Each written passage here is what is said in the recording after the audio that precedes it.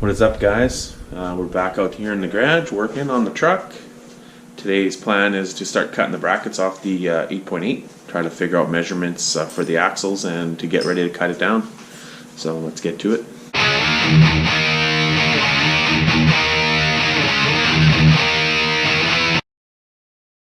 Alright, so if you don't know, which I'm sure you do, but this is the 8.8 out of Ford Explorer that I'm putting in the truck. I have to cut it down. For those of you who don't know, an Explorer end is actually, it's 3 inches longer on this axle than this axle. You might even be able to tell how much longer it is. This one's from here to here is 20. This one from here to here is 17. So in order to make it the same length, what a lot of guys do is they take 3 inches out of this tube, and then they use the short side axle, 2 of the short side axles like that, and that's an easy 3-inch narrow, but that still makes it 2 inches too wide to fit in an S10, which isn't a huge deal if you are buying rims and stuff. But me, because I already have rims, I don't want to buy rims, and I can't get those in a different offset anyways. So what my plan is to cut the 3 inches out of this side. I would have to cut 1 inch out of this side to make it down to the stock S10 length. But what I'm actually going to do is I'm going to take 2 inches out of this side. I'm going to take 5 out of this side. And that's going to get me to 1 inch narrower per side, which will tuck these tires a little bit. And it'll also allow me to run like a 275/60 drag radial and possibly even run a wider tire on the back. So I'm going to start by cutting some of these brackets off. So yeah, I'll set you up on the tripod and you can see some sparks flying. Mike likes the sparks. There is 3 brackets, this one, this one, this one, and 3 on this side that all have to get cut off. I guess if you were putting it in something, you might be able to leave these, but I'm not sure. You probably have to move those too. So I'm just cutting them all off. I don't need any of them, plus I got air ride brackets to weld on. So we'll just start with, I guess this one right here, and just cut it off.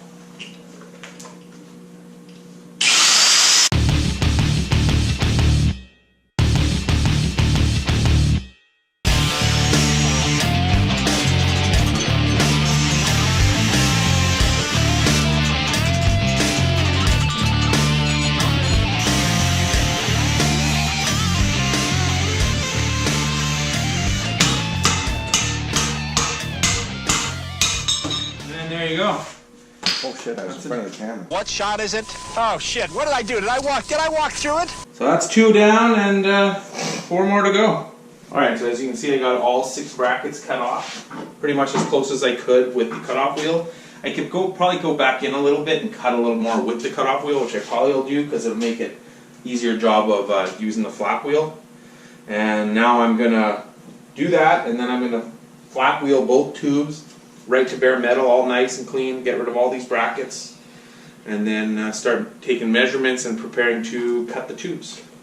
Which I'm not sure if I'm going to cut the tubes today, but I also want to start taking the truck apart, like the older end out and like air ride stuff out and gas tank out, so that I can get everything cut off that rear end too that has to get welded onto this one. Hopefully I'll be able to cut them off without damaging them so that I can weld them back on here. But now I'm going to flap wheel this stuff up. Brackets I cut off, ready for the garbage. I went over the tubes just with a like a hard grinding wheel, and then I'm going to go back over them with a flap wheel to clean them up really good. But I can't do that now. I got to go pick up my daughter from work, so I'll probably continue, or I will continue this tomorrow. In a couple seconds it'll be tomorrow and we'll be back on it. Alright, just like that, it's tomorrow. So yeah, like I just said, that's my plan now, is to get the flap wheel, and I'll clean up the tubes nice, get this rust off. I also went, saw a couple of my friends, Justin and Kyle from Butcher Brothers, local place in town that built some cool cars. I borrowed the jig from them, so there's all the pieces that go in the ends and the big bar that goes through the middle. I got everything I need to narrow this rear end, so thanks to them for borrowing that to me, and we'll be able to get this rear end cut up. So like I said, now I'm going to start cleaning those tubes. So I'm just going to flap wheel them.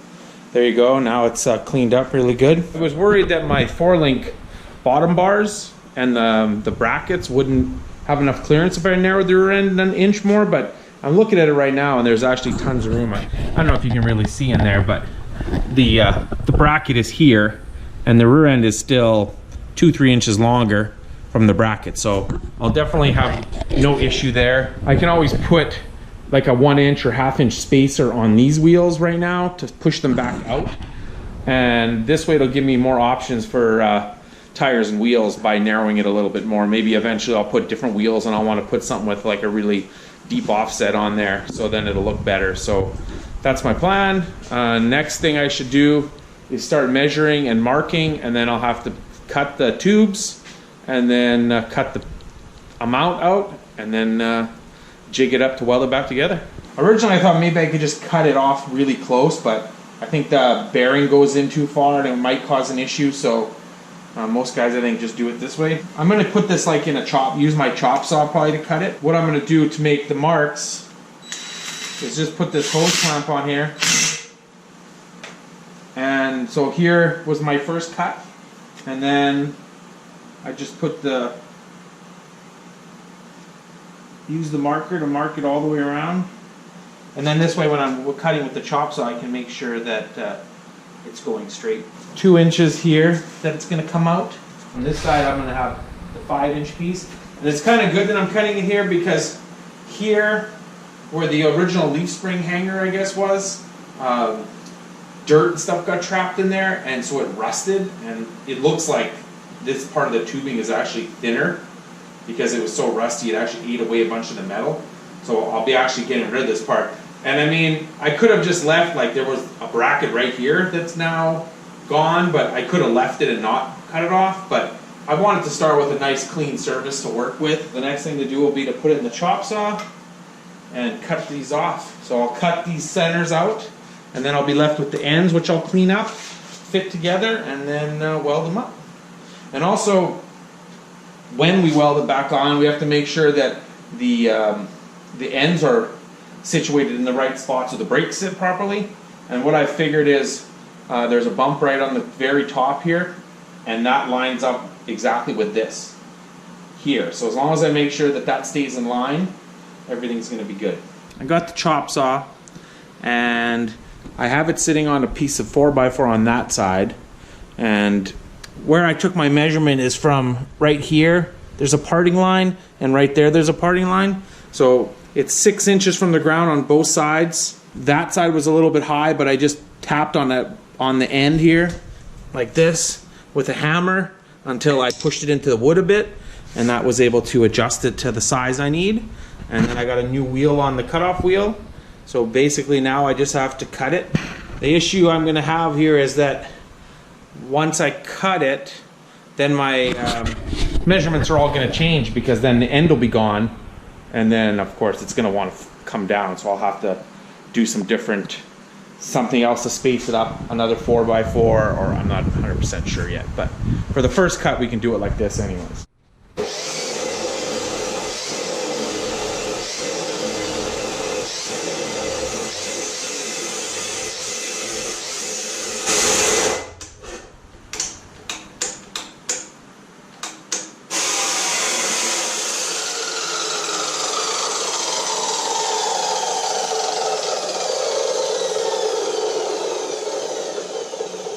Well, it looks like it's going pretty straight. I just thought that when it gets to the end, it's going to drop. So I want to see if I can put something in there to keep it from dropping down.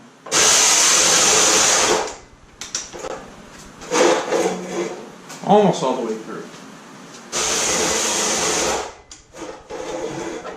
Shouldn't be using this extension cord, I guess, because it keeps popping the little breaker on it.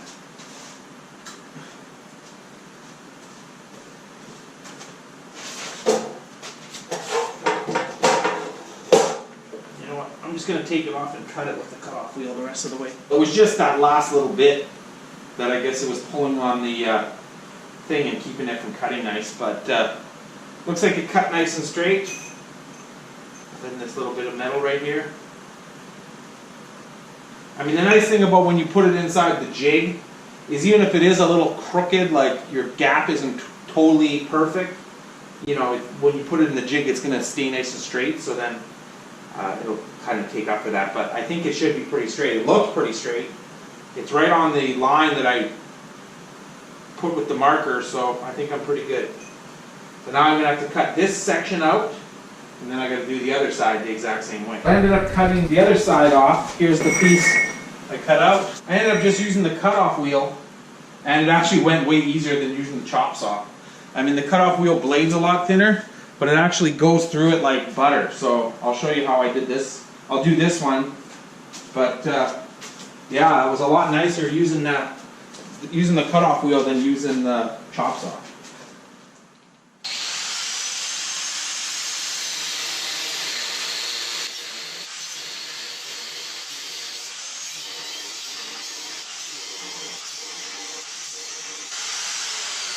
And of course, now I have to change the blades. Wheel, what do you want to call it?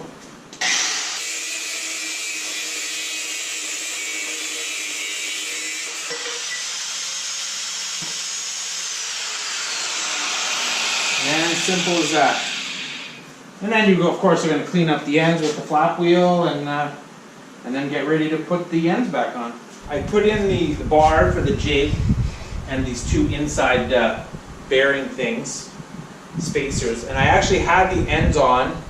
I threw them in the evaporust to clean them up overnight. This one's pretty right on. I have to do a little bit, you know, it wasn't 100% flat when I cut it. I guess it was a little bump there. I ended up cleaning that one up. That one's really good. This one actually is a little long. The way I measured it from the back of the part that I cut off to here, this one was 20, that one was 17. Now they're both 15. This one's good. This one's a little bit long still, so I'm still going to have to grind a little bit off here or off the other piece to get them to fit. So my next thing to do is to get them to fit nice, line them up, and then they get welded on, and then hopefully it's going to be good. So, but that's all I'm going to do tonight. But I'm going to continue this tomorrow and try to maybe get it well welded back up by tomorrow night. So we'll see what happens tomorrow. It is the next day now. I've taken the ends out of the evaporust, and that turned out pretty good. It cleaned most of the rust off. Put the bar and the whole jig in there, and everything's tight. I had to take from this side a little bit more off. I had to grind it a little bit and fit it, which is good. It's better to cut less and be able to like sneak up on it than cut too much. This one, I actually cut it basically exactly right. I had to take a little bit, you know, it was a little not quite straight.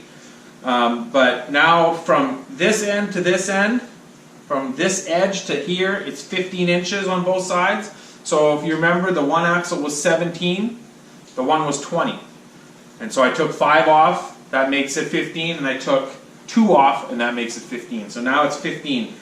I'll show you something which I find weird, is that the tubes almost look like they're not quite lined up, but the jig is straight. So I guess over time the diffs get a little bent, and that's why it's off a little bit, but this will get it back in line so everything lines up really nice.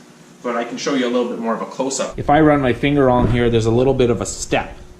And then here, or it's just a difference in the size. Maybe the tube was flared out here a little more than here, because actually it kind of feels like that all the way around, sort of. But like I said, having this jig in here and this bar that goes right through the center, and it has these pucks, having that in there, that means that the rear end is 100% straight.